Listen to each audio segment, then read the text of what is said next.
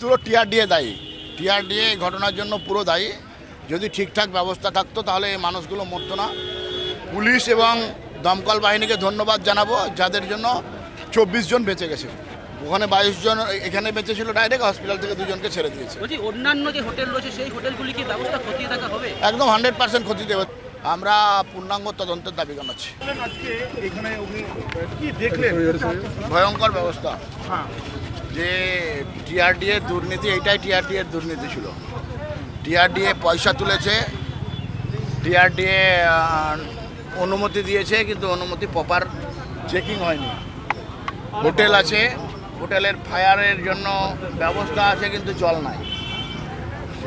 সিঁড়ি আছে, কিন্তু সিঁড়িতে তালা বন্ধ। হোটেল আছে, কিন্তু এত বড় হোটেলে কোনো সিকিউরিটি এজেন্সি কিংবা সিকিউরিটির কেউ দায়িত্ব নাই যে গিয়ে ওই রাস্তাগুলো খুলতে পারবে। আমরা এই ঘটনার পুঙ্খানুপুঙ্খ তদন্তর দাবি জানাচ্ছি। কিছুক্ষণ আগে মাননীয় মুখ্যমন্ত্রী ফোন করেছিলেন, ডিটেলসে জানালাম। আমাদের ফায়ার ব্রিগেডের মিনিস্টার আসছেন। আমরা সমস্ত বিষয়ে আমাদের সরকার, রাজ্যের মাননীয় মুখ্যমন্ত্রী শুভেন্দু অধিকারী সমস্ত ওনার নজরে আছে, এবং কৌশিকিয়া অবস্যার আগে এই ধরনের হোটেলের কার কী ব্যবস্থা আছে আমরা সব থ্রোলি চেকিং করাবো। অধিকাংশ হোটেল দেখা যাচ্ছে অগ্নি নির্বাপক ব্যবস্থা নেই, অথচ তারা সরাই লাইসেন্স নিয়ে, কারোর আবার অধিকাংশ সরাই লাইসেন্সও নেই, কিন্তু হোটেল রমরমিয়ে চলছে। কী বলবেন?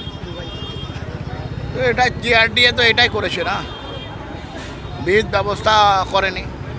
ঠিক আছে, 2-4টে রুম আছে, ঠিক আছে, কিন্তু বড় হোটেল যাদের 25, 30, 40, 50খানা রুম আছে, তাদের কেন এই ধরনের ব্যবস্থা থাকবে না? তো স্বাভাবিকভাবেই ডাল মে কুছ কালা হয়। আপনি তো ভেতরে ঘুরে দেখলেন, কি অবস্থায় আছে ভিতরে? ভয়ঙ্কর অবস্থা হোটেল ভিতরে, যে চারিদিকে ধোঁয়াই ধোঁয়া।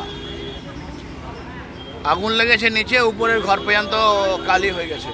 7 জন পুণ্যার্থী মারা গেছে। 7 জন পুণ্যার্থী মারা গেছে। যদি ঠিকঠাক দরজা খোলা থাকতো তাহলে তারা বার হয়ে পালাতে পারত।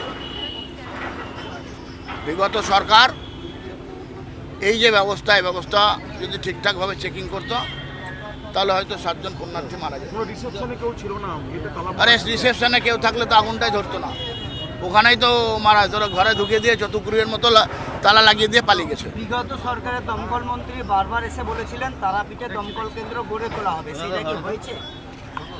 জায়গা দেখা, কাজ চলা, এটাই শুনছি আমি অলরেডি বলেছি, এবং অলরেডি কাজ হচ্ছে, এবং আপনাকে বলছি আগামী 3 থেকে 4 মাসের মধ্যে এই ব্যবস্থা হয়ে যাবে। ফায়ার মিনিস্টার কি আসছে?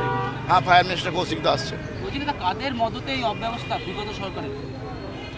এই বিগত সরকারের, এবং এইখানে যে একটা সংস্থা আছে, সেই সংস্থা টিআরডিএ, সে টিআরডিএর তো কাজ ছিল এগুলো, যে প্রত্যেকটা হোটেলকে চেকিং করা, তার বিহিত ব্যবস্থা আছে কিনা সেটা দেখা। এটা দেখেনি বলে এই অবস্থা।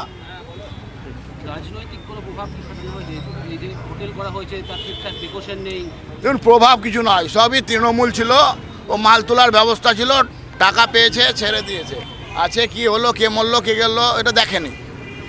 সেই কারণে এটা হচ্ছে।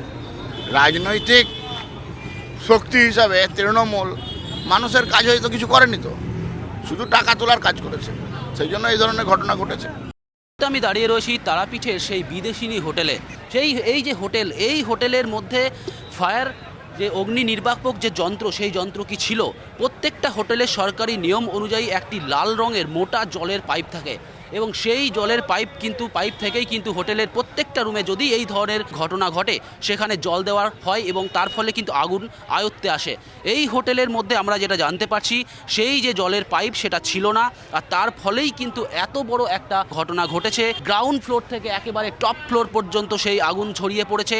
প্রত্যেকটা রুমে রুমে সেই কালো ধোঁয়া ছড়িয়ে পড়ে, আর তাতেই কিন্তু দম বন্ধ হয়ে এবং অগ্নিদগ্ধ হয়ে মৃত্যু হয়। ইতিমধ্যেই এই পুরো ঘটনার তদন্ত শুরু করা হয়েছে পুলিশ সুপারের পক্ষ থেকে। পুলিশ সুপার তিনি নিজে রয়েছেন ঘটনাস্থলে। পুলিশ সুপার নিজে ঘটনাস্থলে রয়েছেন এবং তিনি তদন্ত শুরু করেছেন এই ঘটনার, এবং এই ঘটনার পূর্ণাঙ্গ তদন্ত হবে এমনটাই কিন্তু পুলিশের পক্ষ থেকে জানানো হচ্ছে। সব মিলিয়ে এখন দেখার বিষয় এই যে পুরো ঘটনা, এই পুরো ঘটনার পূর্ণাঙ্গ তদন্ত হওয়ার পর কি সামনে উঠে আসে, কোন চাঞ্চল্যকর তথ্য সামনে উঠে আসে সেটাই কিন্তু দেখার বিষয়।